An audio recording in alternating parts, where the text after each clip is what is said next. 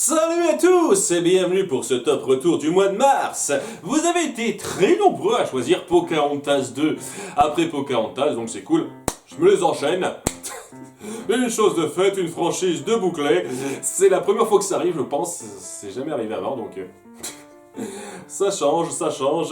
Donc ouais, Pocahontas 2, j'en ai parlé un petit peu en détail avant et je me suis étendu à quelques moments là-dessus. C'est un film que j'aime pas, mais en termes de qualité intrinsèque, je le trouve correct. Parce que voilà, ce que ça raconte intrinsèquement en soi, ça passe tout à fait correctement pour certains points que je vais lister dans pas longtemps. Le gros problème, et ça bien entendu vous le savez depuis pas mal de temps, c'est que ça reprend très mal le premier film précédent, qui donc est un petit peu important, parce que sans ce premier film, il n'y aurait pas eu cette suite. Hein, donc ouais, ce statut de suite est très important à prendre en compte dans l'appréciation, en tout cas en ce qui me concerne. Donc à cause de ça, c'est pas un super film pour moi. Mais je vous cache pas que c'est loin d'être le pire de ce que Disney Toon a fait. Il y a suffisamment de bons points à dire là-dedans et j'irai clairement pas crier au scandale par rapport à d'autres, parce qu'on a fait largement plus énervant que ça. Même si le point le plus énervant, on va en parler dans pas très longtemps, puisque c'est un peu en lien avec le premier point de la liste qui va suivre, et on va pas perdre de temps à s'y jeter tout de suite. En avant pour le top 7 des meilleurs points de Pocahontas 2, un monde nouveau.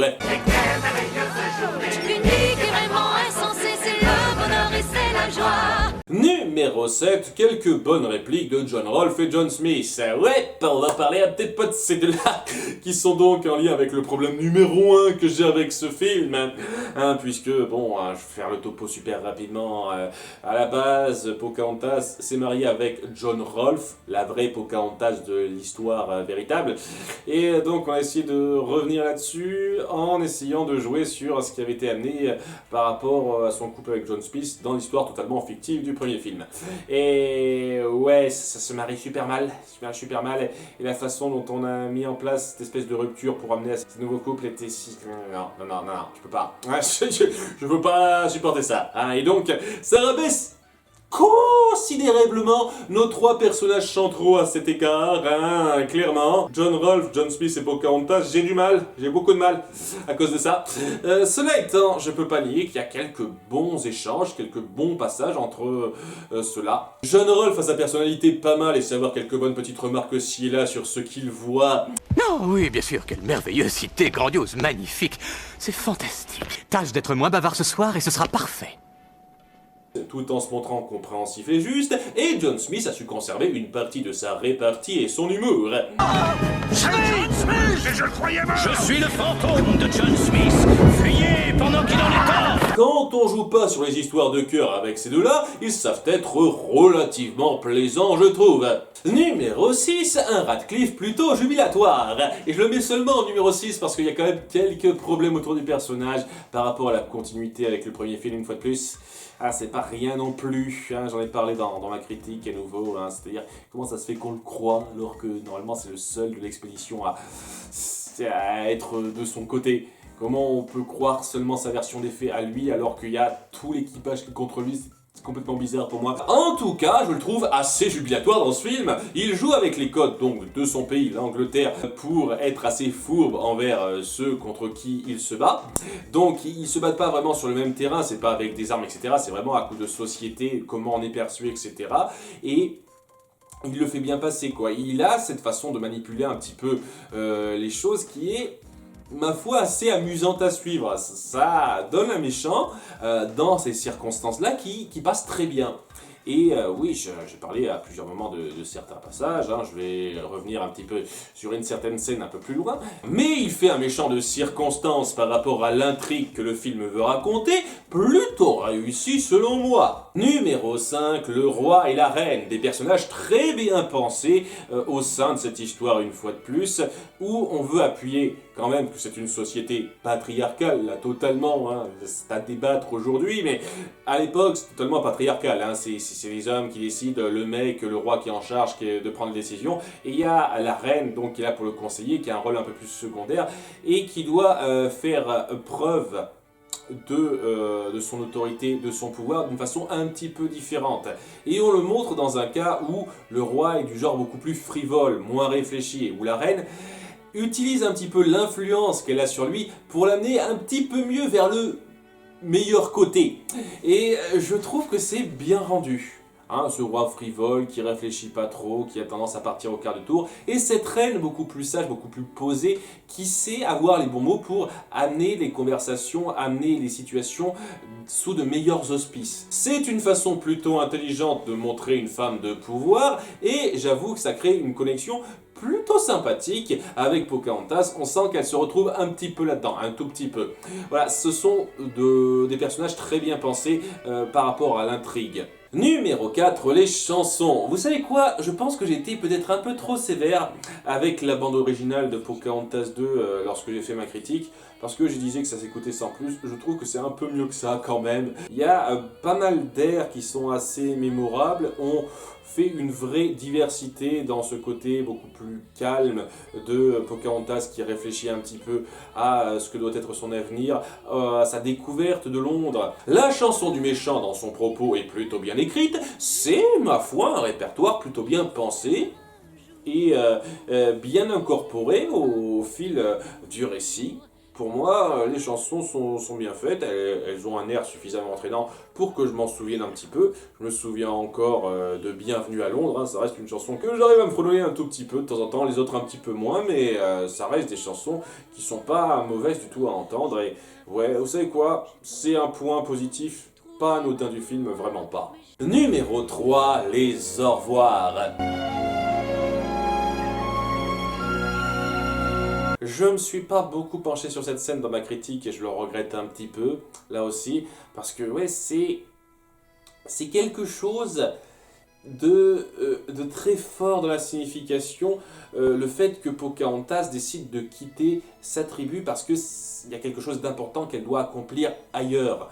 On amène ça de façon tout à fait acceptable, hein, avec John Rolfe qui vient poser ses conditions, tout ça, et ce moment des au revoir où Pocahontas doit donc quitter sa terre, ne plus être avec les gens avec lesquels elle a grandi, et ce que ça signifie pour elle comme pour eux, c'est très fort. Lorsque sa meilleure amie vient et qu'elle ne peut pas contenir les émotions qui la submergent à ce moment-là, fortiche, c'est vraiment fortiche. Il y a tout son peuple qui apparaît pour la soutenir silencieusement, pour bien appuyer ce qu'elle représente pour eux, et on appuie vraiment ce à quoi elle dit au revoir, ce qu'elle quitte véritablement, pour de bon en fait, hein, si on suit l'histoire véritable.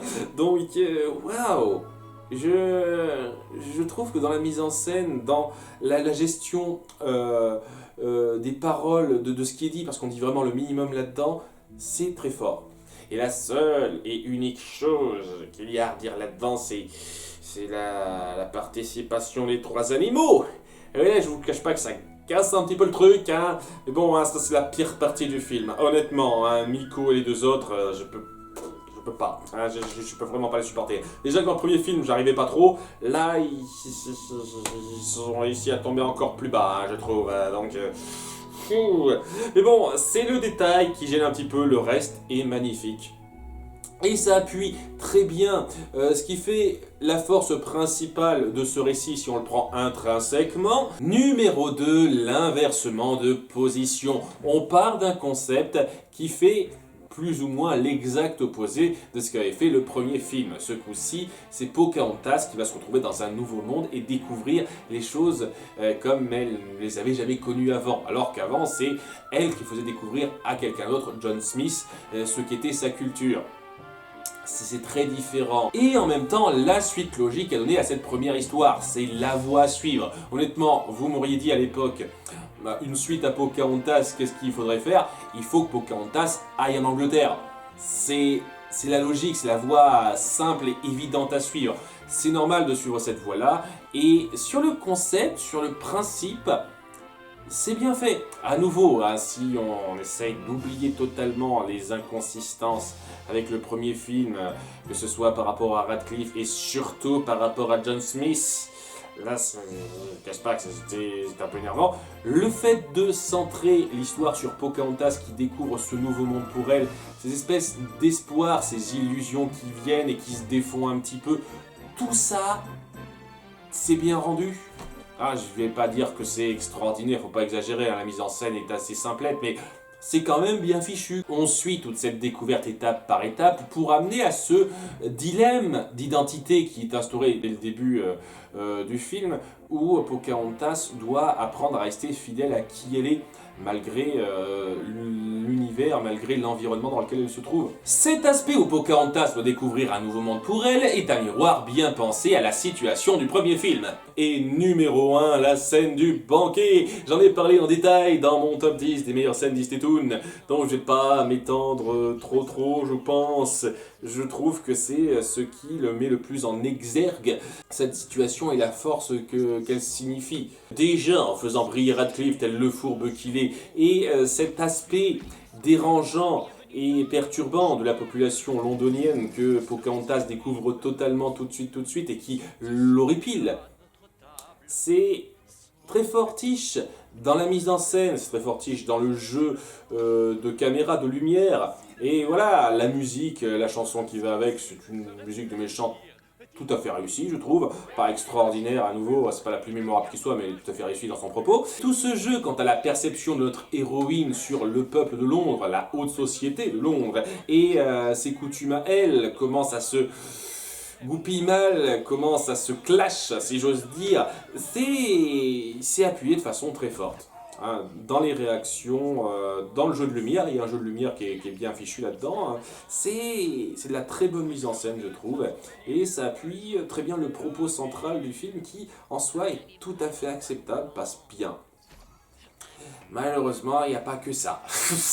Et oui, j'arrête pas d'en parler, mais si je dois voir ce film tel quel, je dirais clairement pas dire qu'il est mauvais. Il passe correctement, parce que le propos central est fait tout à fait correctement. Seulement, il n'y a pas que le propos central, il y a tout ce qu'il y a à côté. Il y a le fait qu'on doit jouer sur cette nouvelle relation amoureuse, et qu'on amène ça de façon complètement insultante et foireuse.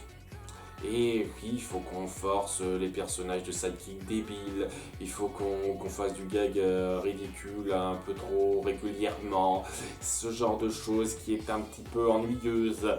Hein, c'est ça qui plombe pas mal de trucs. Mais bon, le pire, comme je l'ai dit, c'est la discontinuité grossière avec le premier film. Voilà, ça finit de trop casser le tout et ça m'empêche d'apprécier le film, malheureusement.